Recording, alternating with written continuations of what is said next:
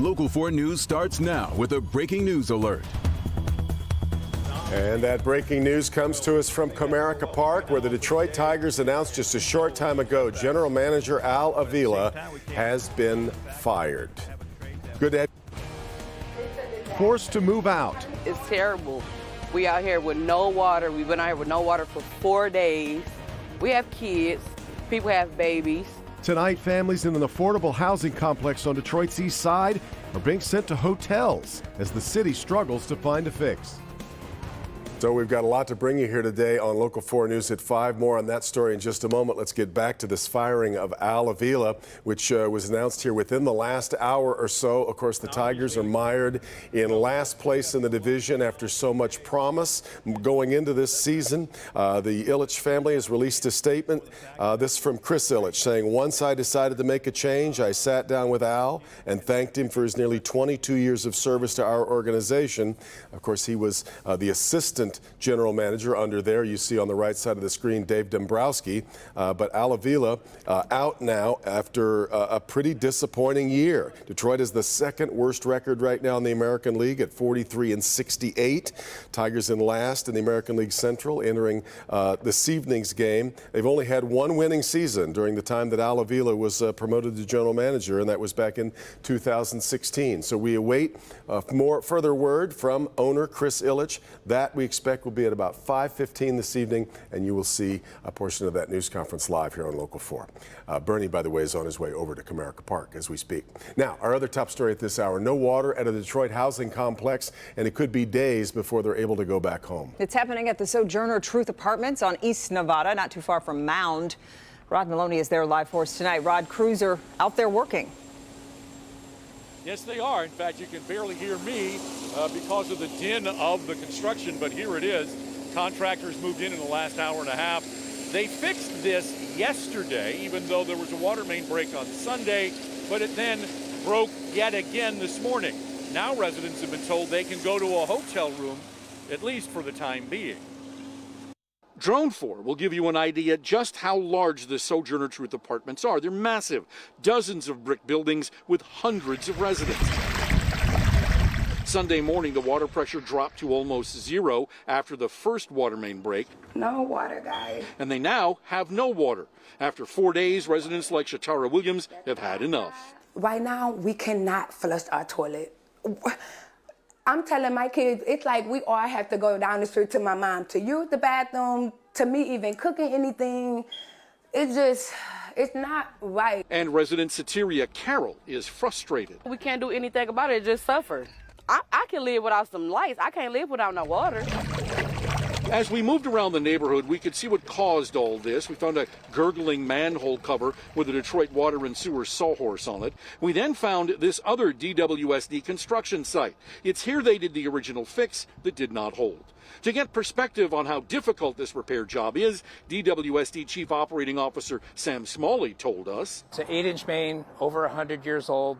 We did a repair, and when we do a repair, if in doubt, cut it out, meaning we try to eliminate any weakened or distressed pipe that we see in the excavation. And late this afternoon, the Detroit Housing Commission that runs this complex put out letters to residents telling them they could move to a hotel. Sure, yeah, to go ahead and get a break or something because I need a hot shower and so and so and so. So now the question is, will they get this fixed right away by tonight or tomorrow? And DWSD told me they think they can have it fixed by tomorrow, assuming, of course, that it doesn't break yet again. Back to you. Well, Rod, do we know how long the residents will get to stay in the hotel? Well, you know, that's an interesting point, Kimberly, because we've been talking to the residents here. They receive paperwork and they fill it out and hand it into the Housing Commission. But nobody here that we've talked to says they know if or when they're going to get to the hotel. Still a lot of questions about that.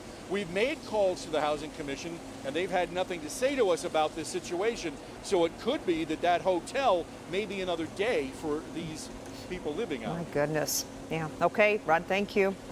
A judge has approved a motion to add a security guard as a defendant in the civil lawsuit against Oxford schools and the Crumbly parents. Attorney Ben Johnson, representing several families, alleges the guard thought the shooting was a drill and even opened a door to a bathroom where Ethan Crumbley was holding students but did nothing. This comes the day after an Oxford school board meeting. Jason Colthorpe at Oxford High School today. And Jason, things got very heated last night. They sure did, and it was that revelation that a security guard was here on November 30th that brought so many angry parents out to the school board meeting. And if you remember previously, Ben Johnson alleged that guard actually stepped over Tate Meir thinking he was wearing makeup as part of a drill. Well, last night one of the final speakers was Tate's father, Buck Meir, and he did not hold back. I don't care about that damn light. I've earned the right to stand up here as long as I want. Buck Meir making it clear the rule of timed public comment will not apply to him. He accused the school board of hiding behind governmental immunity. 8.5 months later, not one answer on what went wrong that day. No investigation, no police report. Check. You guys don't care about the kids. Many Oxford parents harshly criticized the school board Tuesday for what they perceive as a lack of transparency. Well, this community wants change. We want a leader in that role that says, you know what, as hurtful and traumatic as it is, it's my duty to watch the video, to get the answers. Meir called out each board member by name, upset by an assertion that the ongoing lawsuit is splintering the community. Tom, got this check in the mail from you for about $800, and I don't want your money. There's blood on that. And right before adjourning that meeting, it was opened up for any comments from board members, and other than giving a shout out to Avis Swiss performing on AGT, no one had anything to say, not even board president Tom Donnelly. That, too, did not go over well with many in the crowd. At Oxford High School, Jason Colthorpe, Local 4, back to you. Yeah, all right, Jason. Now, we also spoke to the attorney for the security guard who says he is shocked that she was added to this lawsuit. He says the 54-year-old former Oakland County Sheriff's deputy did not hesitate with no protective gear and that she immediately drew her gun, confirmed it was not a drill, and made her way down the hall. And he says she was moving quickly when she checked the bathroom. She saw and heard nothing behind a privacy wall and kept moving down the hallway where she eventually was met with other deputies. The state has cited the company it says is responsible for the release of a cancer-causing chemical into the Huron River. The Department of Environment, Great Lakes and Energy says Trivar Manufacturing failed to notify state officials after it discovered the discharge of hexavalent chromium. The chemical went into a sanitary sewer system that discharges into a creek that flows into the Huron River. Trivar Manufacturing has 10 days to respond to the violation notices. Coming up in a live report at 6, what people who live along the river are now demanding. Now we turn to the weather. We could cue up a recording of us saying this yesterday. Yeah. The humidity's moved out, and look at this, a perfect August day as we take a look outside from our Mount Clemens sky cam. But just gorgeous. The only question now, how long we can get this to last. So let's get over to Kim Adams. Kim, we're definitely in good shape for tonight, right?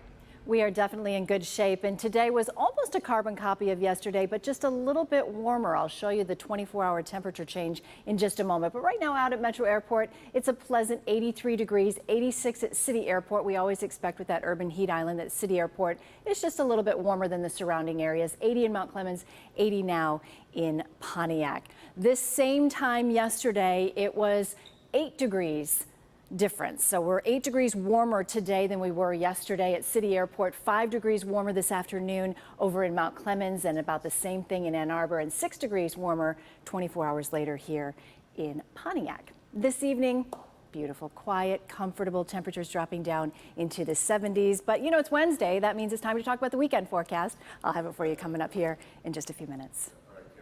Former President Trump appeared in Manhattan today for a court-mandated deposition in one of the many investigations he faces. This case comes just days after, of course, the FBI searched his home in Florida and left with a number of boxes. Susan McGinnis following it from Washington. Susan. Well, today's deposition was a quick one. Unlike Ivanka Trump and Donald Trump Jr., who answered questions during their depositions, the former president did not. Mr. Trump, can we have a word? Former President Trump appearing in a Manhattan courtroom today, invoking his Fifth Amendment right. I'm not surprised that he did not expose himself to potential criminal liability. Trump's long-sought testimony, part of an investigation by New York's Attorney General into whether he improperly valued his assets to get favorable treatment from lenders and the IRS. In a statement, Trump said, "I once asked, if you're innocent, why are you taking the Fifth Amendment? Now I know the answer." Trump referring to this 2016 remark. The mob takes the Fifth.